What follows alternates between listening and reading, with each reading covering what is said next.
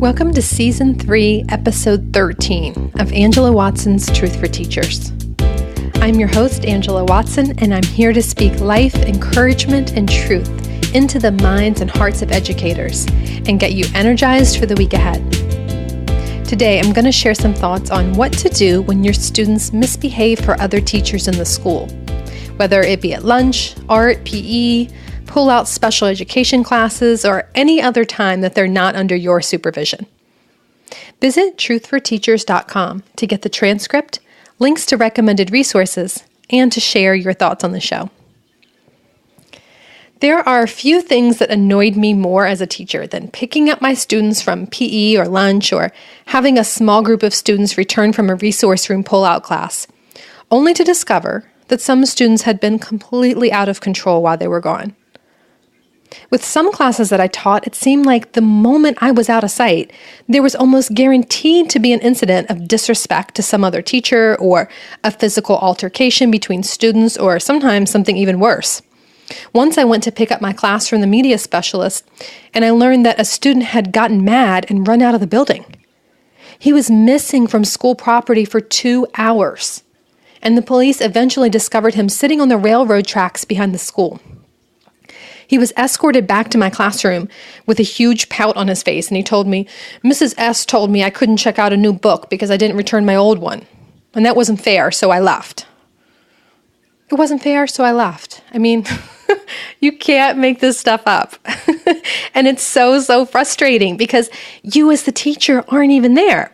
You have no idea what actually happened and who was in the right and who was in the wrong, and you have no idea how to respond.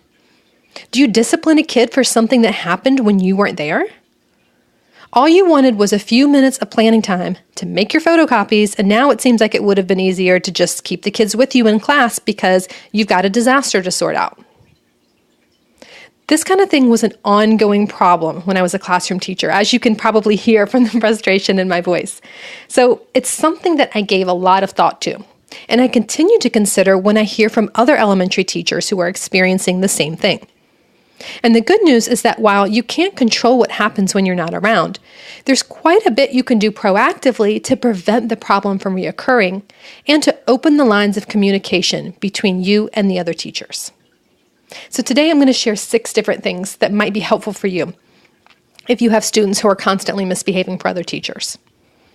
First of all, take into consideration your students' perspective on specials and lunch. Lunch and recess and those sorts of things are times when students feel like they can be free and they can be themselves. They naturally exhibit less self-control at lunch because it's their break. And most students view specials classes as a break from regular learning too. Now that's not true, of course, but it's often how they see it. PE to students is just a second recess. Art is just a time to paint or color. And this means that the moment the specials teacher expects students to actually learn something, they start acting out. They just want to run or create or play music. If you've ever tried to conduct a lesson outdoors, or you've done an art project with kids or brought in instruments into the classroom, you've probably experienced this firsthand. The kids are so distracted by the potential for something really fun that they don't want to listen to instructions. And they definitely don't want you to make the moment a learning opportunity. They are ready to play. And this is an issue that's compounded by the fact that students have been in their regular classroom for a very long period of time, and they were expected to focus and concentrate and stay on task. So when they're finally allowed to move down the hallway to another space, they release all that pent-up energy, and they continue doing so during lunch or in their other class. In many students' minds, it's not necessary to sit still and listen to the teacher or follow the rules until the real learning, quote unquote, takes place again back in their own classroom with their, quote unquote, real teacher. So that's the first thing to keep in mind. The other thing to keep in mind here is that the deck really is stacked against specials teachers from the start. Teachers of subjects such as art, music, media, physical education, they're generally expected to teach the entire school, which means they need to memorize all the students' names and learn all their personalities. And that's nearly impossible, of course. So it's easy for a specials teacher to forget or to never even learn about the triggers and quirks of individual students. When they're working with your class, specials teachers often have less than 30 minutes to get everyone settled, teach the lesson, ensure everyone has learned it and has had time to practice, and get everything cleaned up and students lined up at the door so a brand new group of kids can come in literally 10 seconds later. So you can see why there's so many behavioral issues that don't manifest quite as seriously in your classroom, and why even a minor disruption can be enough to throw off the entire morning for that specials teacher.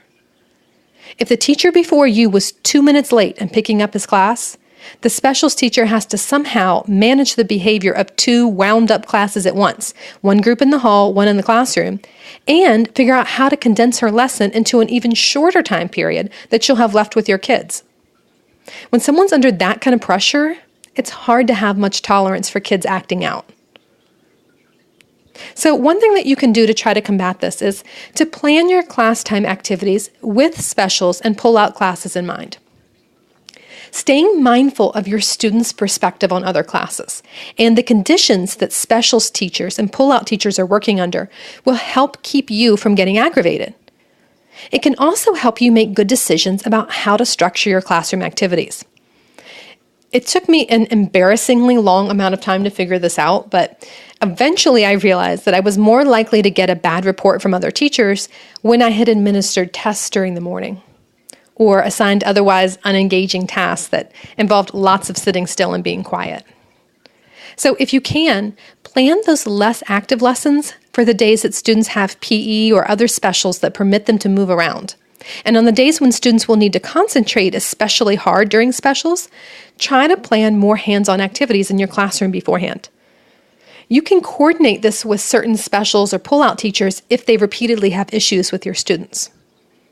You could say something like this. Say, "I'm so sorry that my class has been giving you trouble lately. I'm wondering if they're spending too much time sitting before I drop them off. Can you give me a heads up first thing in the morning if the kids are going to need to sit and listen quietly for the whole specials period, or if they're going to need to do mostly paper and pencil work while they're with you? If so, I'll try to make sure they get to move around in my room beforehand. If nothing else, we can just do a few stretches or brain breaks to help them get the wiggles out before I drop them off." If the other teacher is unwilling or unable to do this, you can just automatically incorporate those movement opportunities into your instruction on the days that students will be attending that special or going to that pull-out class. A fourth strategy is to make it clear to your students, in both words and actions, how much you value their education in other classes and how much you respect other teachers in the school. Talk to your students about how PE and art and music benefit them developmentally and help grow their brains and their bodies. Find out what they're learning in other classes and tie it into your curriculum. Say things like, "Hey, this is exactly what Mrs. Jones taught you. Remember how you learned in her class about this?" Help kids make those kinds of connections. This helps them understand that the learning they do with other teachers is just as important as the learning they do in your classroom. Try to occasionally arrive a few minutes early to pick up your students, and you can either join in on or observe the activity. This conveys to students that you respect the other teacher and you respect the instruction happening in his or her class, and you're working together as a team. It also allows you to observe your students and provide support and make sure that kids know that you think what they're doing in the class is valuable. You might be able to recommend that certain kids aren't seated near each other, or you may be able to spot attention-seeking behaviors or other sneaky things that kids try to get away with when the adult in charge doesn't know them very well. Just a few minutes spent observing your students can result in really positive changes. If your students frequently misbehave at lunch, sit with them in the cafeteria for a few minutes sometimes. Let them see you having conversations with the cafeteria monitors so they know you care about how they behave at lunch. This sounds like a small thing, but I assure you, hanging around the cafeteria and ensuring that kids are following the rules sends a very powerful message to your students. It's the opposite of the message that you send when you drop them off at the door and then run in the other direction, and then pick them up 30 seconds late each day and don't interact with the teachers in charge at all. Spending just 2 or 3 minutes from your own lunch break to ensure a smooth transition in and out of the cafeteria can really work wonders. A fifth strategy is to proactively seek out teachers who have a hard time managing your students. and create a communication and accountability system. Often when other teachers give you a bad report on your students, they're not telling on students so much as they're just working out of a sense of desperation.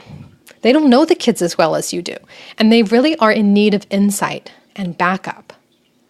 So if a particular teacher frequently has a hard time handling your class or certain students in your class, talk with him or her about it when the kids aren't around. You could say, I know that John can be challenging sometimes. One thing I've tried in my classroom with him is X. I've also tried Y, and sometimes that works too. Figure out what kinds of routines and behavior management systems or reward systems that the specials teacher is using, and share what's working in your room. You might want to even allow the teacher to utilize the behavior management or reward system that you use in class.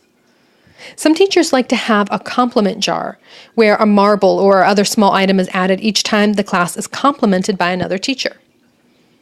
A variation on this is the compliment chain, where a paper clip or construction paper link is added to a chain, which is hung from the ceiling. When the jar is full or the chain reaches the floor, depending on if you're doing the jar or the chain, the class then earns a reward.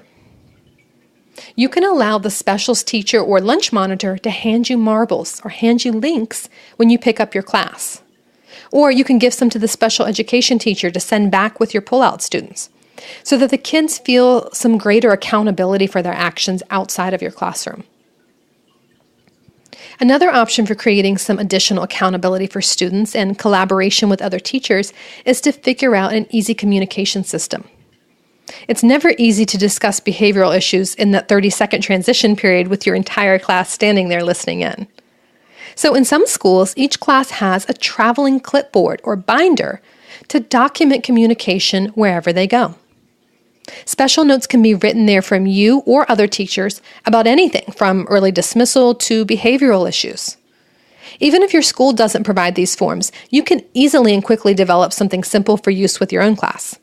Just hand the clipboard or binder to the teacher at the door during drop-off, and she or he can hand it back to you at pickup. If you see any issues with the class while they're away, you can discuss it with them in your class meeting or individually with students as needed.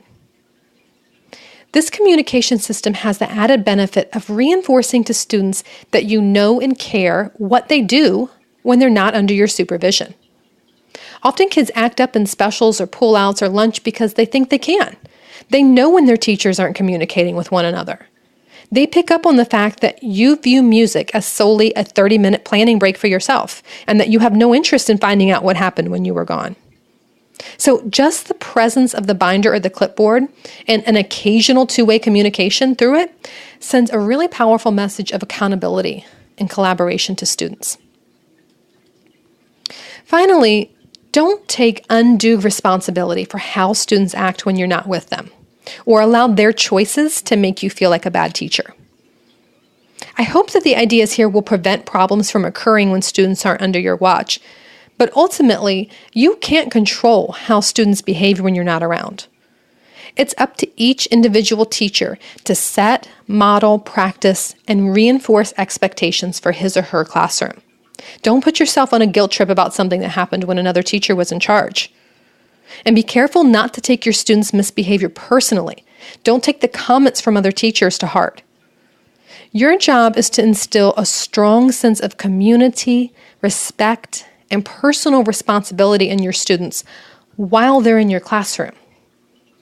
Often those qualities will be reflected in your students even when they're not in your room. But just as students who are raised a certain way by their parents often behave very differently when their parents are elsewhere, it's unrealistic to expect students to follow your behavioral expectations perfectly when they're away from you. And it doesn't mean you're a bad teacher if all your students aren't angels when you're not around. The key to getting students to behave appropriately, no matter where they're at, is teaching them to make wise decisions for themselves and exercise self-control rather than depending on teacher control. Obviously, that's not something that you can accomplish in just 10 months with every single student, but it's a goal that you can strive for as a school community. And you can work together with other teachers to help nurture those qualities in your students wherever they go in the school. I'm going to leave you with a motivational quote from the week ahead from Maria Robinson. She said, "Nobody can go back and start a new beginning, but anyone can start today and make a new ending." If students misbehaving for other teachers has been an ongoing problem for you, don't wait another day to create change. Set your kids up for success by making sure they're getting enough brain breaks and movement in the classroom before going to other classes.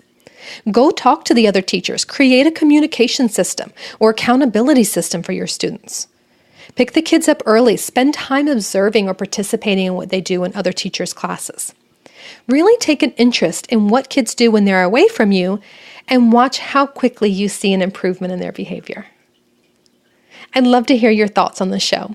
Go to thecornerstoneforteachers.com/S3EP13 for Season 3, Episode 13. You can leave your comments there and share what works for you.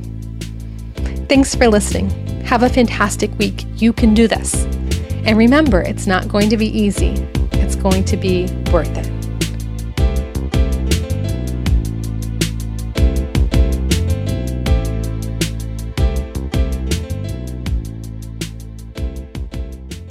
Truth for Teachers is a proud member of the Education Podcast Network.